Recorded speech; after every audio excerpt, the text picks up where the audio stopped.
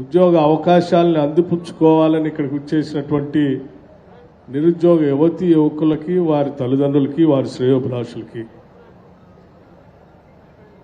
అట్లాగే ఈ ఉద్యోగ అవకాశాలు నిరుద్యోగ యువతికి అందించాలని ఇక్కడ వచ్చేసినటువంటి దాదాపు 100 కంపెనీలు పైబడి ఉన్నటువంటి కంపెనీల ప్రతినిధులందరికీ ఈ కార్యక్రమం విజయవంతం కావటం కోసం రకరకాల ఏర్పాట్లు చేసినటువంటి ఇతర సిబ్బంది అందరికీ, ఆర్టీసీ వారికి కానీ, వైద్య శాఖ వారికి కానీ, లేకపోతే రెవెన్యూ శాఖ వారికి కానీ, మన జాయింట్ కలెక్టర్ గారు కూడా ఉన్నారు, వారికి కానీ, ఇతర సిబ్బంది అందరికీ, పాత్రికేయ మిత్రులకి అందరికి కూడా ముందుగా నా హృదయపూర్వకమైనటువంటి నమస్కారాలు తెలియజేస్తా ఉన్నాను.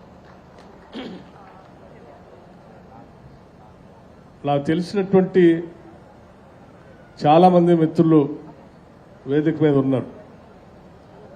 వారందరి పేర్లు చెప్పాలని ఉంది, కానీ సమయం ఎక్కువ తీసుకుంటే నిరుద్యోగ యువతి యువకులు ఇబ్బంది పడతారనేటువంటి ఆలోచనతో అందరి పేర్లు చెప్పలేకపోతున్నాను. అన్నిదా భావించవద్దని చెప్తా ఉన్నాను. కార్యక్రమం ప్రధాన ఉద్దేశం ఈ పరిసర ప్రాంతాల్లో ఉన్నటువంటి నిరుద్యోగ యువతీ యువకులందరికీ కూడా సాధ్యమైనంత మేరకు ఉద్యోగ అవకాశాలు కల్పించడానికి ఉన్న మార్గాలన్నింటినీ కూడా వెతికి వారికి అవకాశం కల్పించడం కోసం చేయాల్సిన ప్రయత్నమే ఈ ప్రయత్నం. అందులో భాగంగానే స్థానిక శాసనసభ్యులు రామదాస్ నాయక్ గారు ప్రత్యేకంగా నన్ను కలిసి,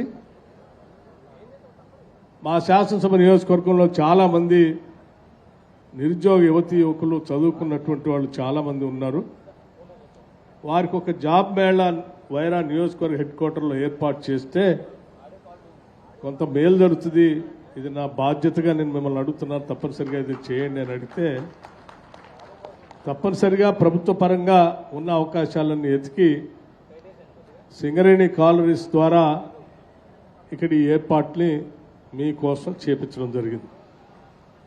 మీ అందరి కోసం ఎంతో ప్రేమతో చేయాలని అడిగినటువంటి రామదాస్ నాయక్ గారిని, అట్లాగే వారు చేస్తున్నటువంటి ఈ ప్రయత్నానికి స్థానికంగా ఉండి అందరూ సహకరించిన నాయకత్వాన్ని కూడా నేను మనస్ఫూర్తిగా అభినందిస్తా ఉన్నాను. ఎందుకంటే నిరుద్యోగ యువతి యువకులకి వారి జీవితాల్లో వాళ్ళ కాళ్ల మీద వాళ్ళు నిలబడటానికి చేసేటువంటి ఒక గొప్ప ఉన్నత కార్యక్రమం ఇది. దీంట్లో రాజకీయాలు లేవు, లేకపోతే రాజకీయ పార్టీల యొక్క పాత్ర కూడా లేదు.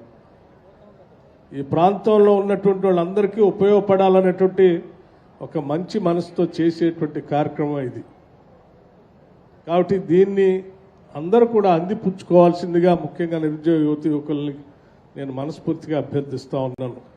భవిష్యత్తులో కూడా ఇప్పుడు ఇంటర్వ్యూకి అటెండ్ అయ్యేటువంటి వాళ్ళకి ఇక్కడికిక్కడే కొద్దిమందికి అపాయింట్మెంట్ లెటర్స్ ఇస్తుండొచ్చు, ఇంకా కొద్దిమందికి ఆ కంపెనీలకు రమ్మని కూడా మీ అందరికీ ఆహ్వానాలు పంపిస్తుండొచ్చు.